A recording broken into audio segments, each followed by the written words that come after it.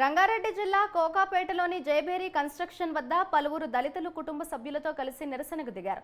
కోట్ల విలువ చేసి తమ భూములను జయభేరి కన్స్ట్రక్షన్స్ అధినేత మురళీమోహన్ కబ్జా చేశారని వారు ఆరోపించారు. తాము ప్రశ్నిస్తుంటే బెదిరింపులకు పాల్పడుతున్నారని వారు వాపోయారు. తమ భూములను ఆక్రమించిన మురళీమోహన్ మీద కేసు నమోదు చేసి తమకు న్యాయం చేయాలని వారు డిమాండ్ చేస్తున్నారు.